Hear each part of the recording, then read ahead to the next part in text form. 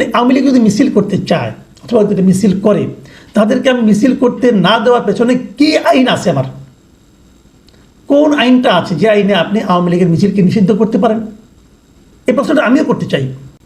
প্রিয় দর্শক, 15 তারিখের পর 18 তারিখ, মানে 15 এপ্রিলের পর 18 এপ্রিল আবারও আমরা দেখলাম এই ঢাকা মহানগরীতে আওয়ামী লীগের ঝটিকা মিছিল।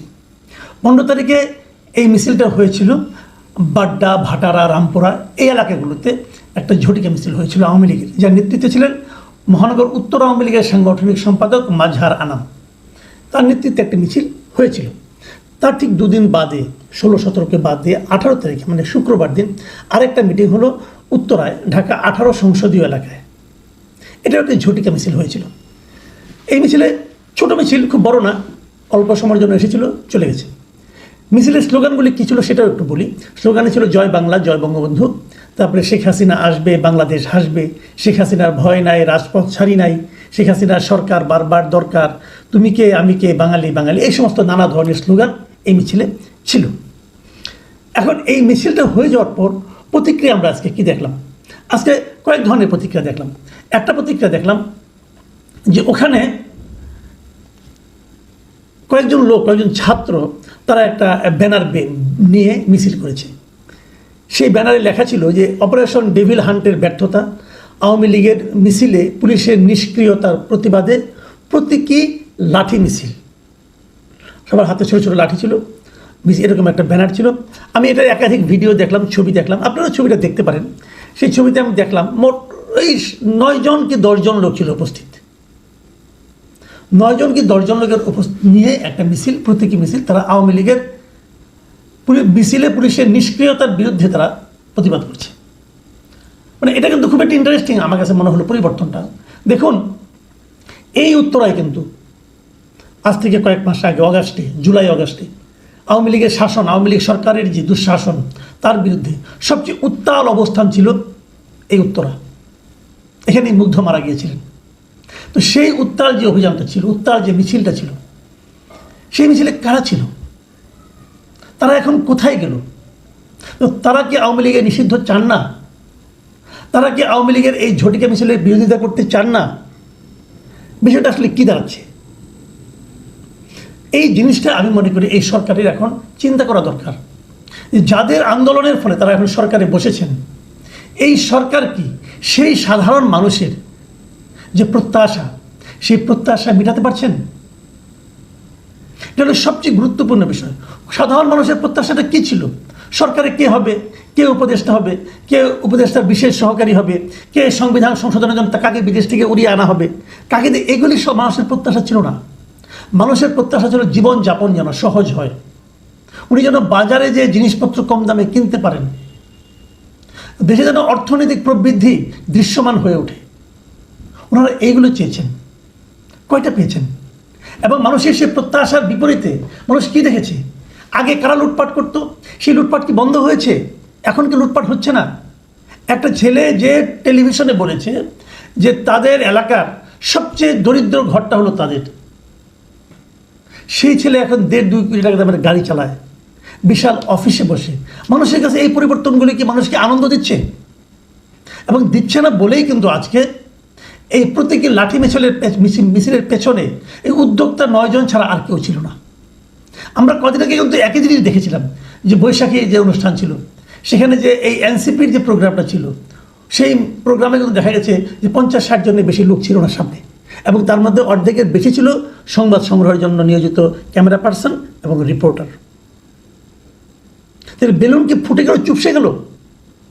দেখুন, এরপর আমি আরেকটা প্রসঙ্গ তুলব সরকারের ভূমিকা নিয়ে। আজকে স্বরাষ্ট্র বিষয়ক উপদেষ্টা লেফটেন্যান্ট জেনারেল জাহাঙ্গীর আলম চৌধুরী তিনি গিয়েছিলেন এই রাজধানীর উত্তরাঞ্চলের 3টি থানা পরিদর্শনে। কোন 3টা থানা? বিমানবন্দর, উত্তরা পশ্চিম ও তুরাগ, এই 3টা থানা পরিদর্শন করেছেন। এবং এই পরিদর্শন করতে যেয়ে উনি সেখানকার পুলিশকে বলেছেন যে আওয়ামী লীগের কার্যক্রম ও ঝটিকা মিছিলের বিরুদ্ধে পুলিশের কোনো নিষ্ক্রিয়তা পেলে কঠোর ব্যবস্থা নেওয়া হবে। মানে আওয়ামী লীগের যদি এমনি ঝটিকা মিছিল হয়, এটা যদি পুলিশ কন্ট্রোল করতে না পারে, তাহলে পুলিশের বিরুদ্ধে কঠোর ব্যবস্থা নেওয়া হবে। এই হুমকিটা কিন্তু উনি দিয়েছেন। এবং উনি সাংবাদিকদের স্পষ্টভাবে বলেছেন যে পুলিশ ইতিমধ্যে 2 জনকে ধরেছে, আওয়ামী লীগের কার্যক্রম ঝটিকা মিছিলের বিরুদ্ধে পুলিশ কোনো রকম নিষ্ক্রিয়তা পেলে তাদের কঠোর ব্যবস্থা নেওয়া হবে।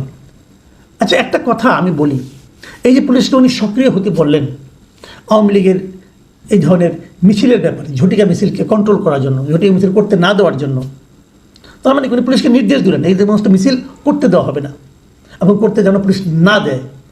তো আমি যদি স্বরাষ্ট্র উপদেষ্টাকে একটু জিজ্ঞাসা করতে চাই, এই ধরনের নির্দেশ আপনি দিলেন কোন আইনে?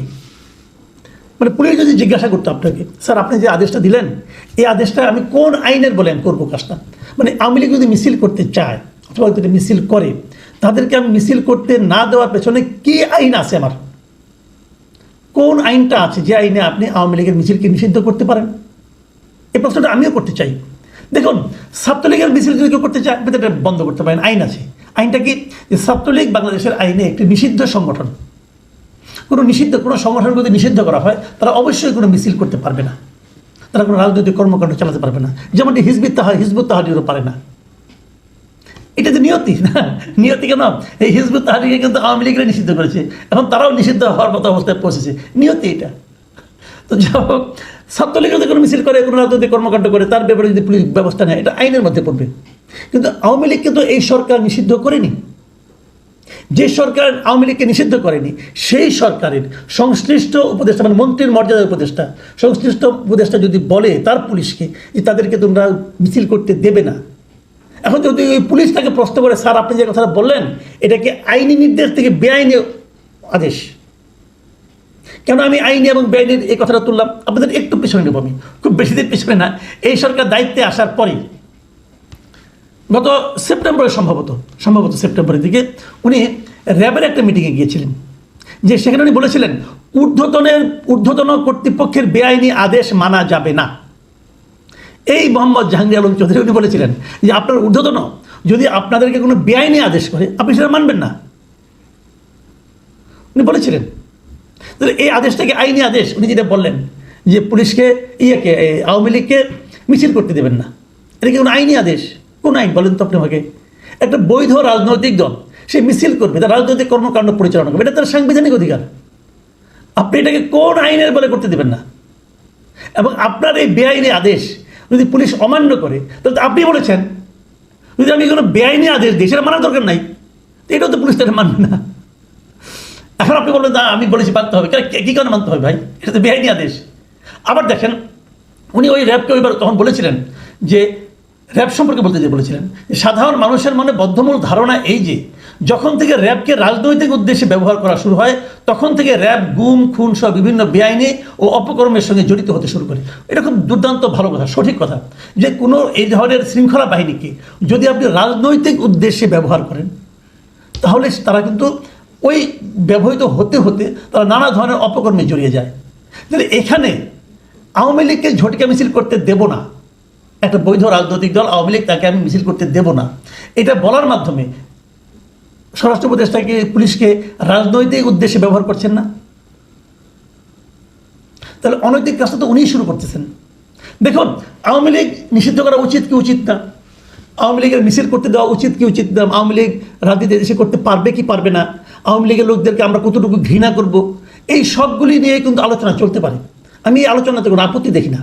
কিন্তু আমার কথা হলো যে আপনি ততটুকুই করতে পারবেন, পুলিশ ততটুকুই আওয়ামী লীগের প্রতি আচরণ করতে পারবে যতটুকু তাকে আইন কভার করে।